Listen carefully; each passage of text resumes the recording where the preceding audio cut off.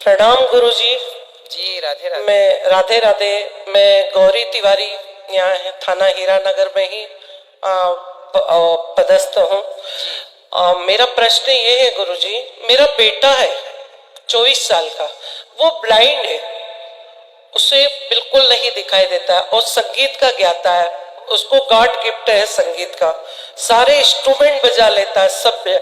मुझे सर्विस में रहते उसको बहुत आगे जाना चाहिए था, मुझे पहुंचाना चाहिए था, लेकिन सर्विस में रहते मुझे टाइम मिला नहीं, मैं उससे परफेक्ट टाइम नहीं दे पाई।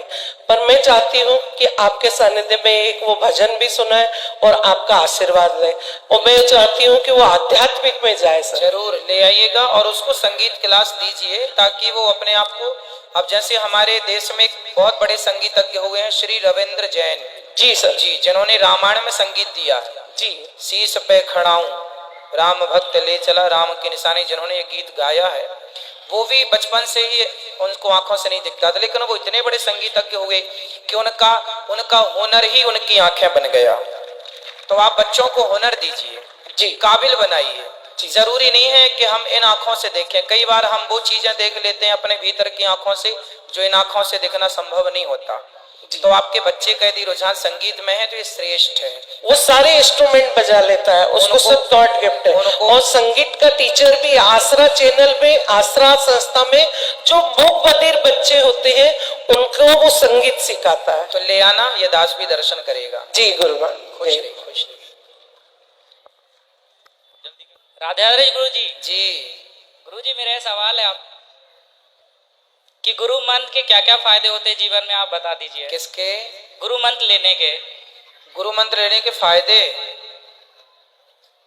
गुरु मंत्र लेने के फायदे ये होते हैं बेटा कि हमें पढ़ने से क्या फायदा मिलता है, हमें स्कूल क्यों भेजा जाता है, स्कूल जाने के क्या फायदे हैं बताओ।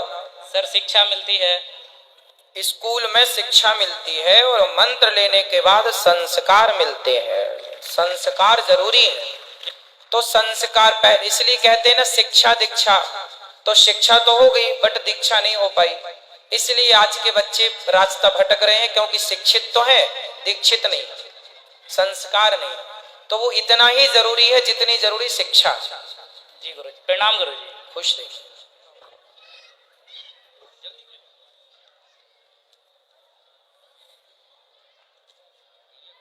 महाराज जी जय जय श्री राधे कुंज बिहारी श्री हरिदास। महाराज जी वृंदावन टटिया स्थान से कृपा पात्र हूँ। वाह सुंदर। महाराज जी ध्यान में बैठता हूँ माला लेके, जब मंत्र का जाप करता हूँ, विचरण वृंदावन का ही रहता है, पर विचरण करते करते करते गुरु मंत्र छूट जाता, पर विचरण मेरा चलता रहता है वृंदावन का, पर गुरु मंत्र मेरा छूट जाता है और फिर विचरण, और फिर समय भी निकल जाता है मेरा माला का।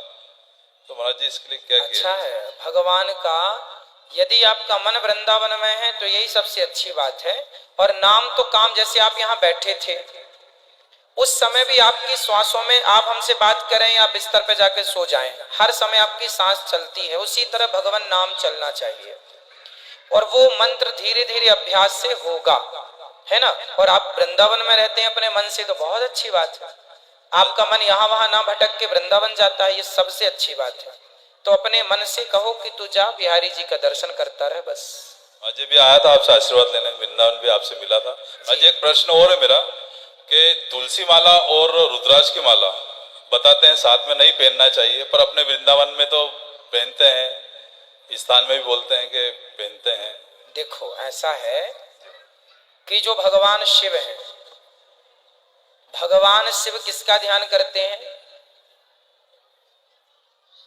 भगवान श्री कृष्ण का जब जन्म हुआ तो भगवान कृष्ण को देखने के लिए भगवान शंकर भी आए कि नहीं?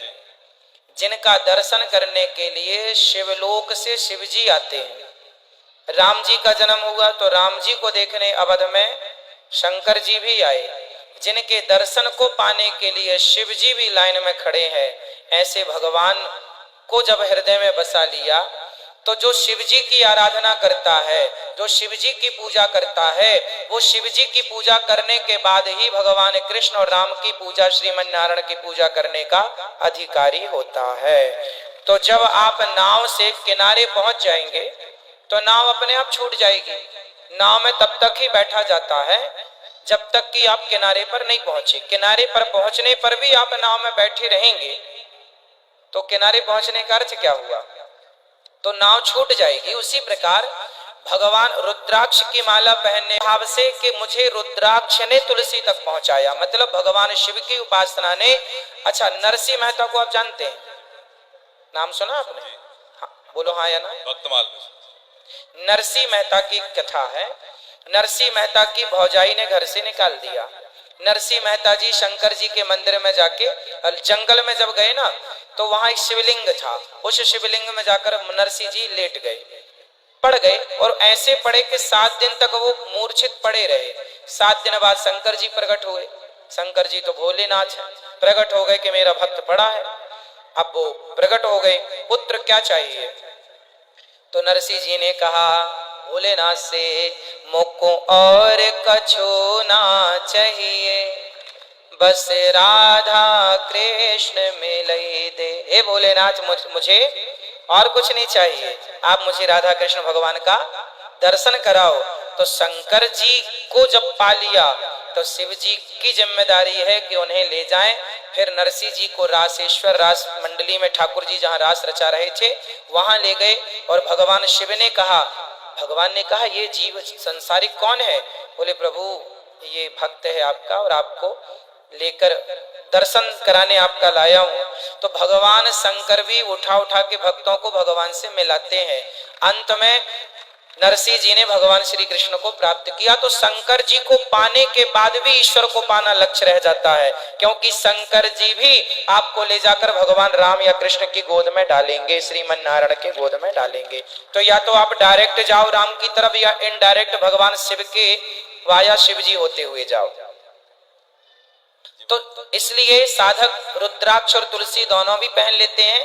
कुछ लोग रुद्राक्ष के बाद तुलसी पहनते हैं। जो जैसा पहना है सब ठीक है, पर भगवान शिव की उपासना का फल है कि भगवान श्री कृष्ण की भक्ति प्राप्त होना। श्री राधे दंडवत प्रणाम महाराज जी। कुंज बिहारी श्री हरिदास। श्री हरिदास, श्री हरिदास। तो दोस्तों यदि हमारी वीडियो पसंद आई हो सबसे पहले हमारी वीडियो को लाइक करें, चैनल को सब्सक्राइब करें और बेल आइकन को दबाएं ताकि हमारी वीडियो सबसे पहले आप तक पहुंचे। Thanks for watching.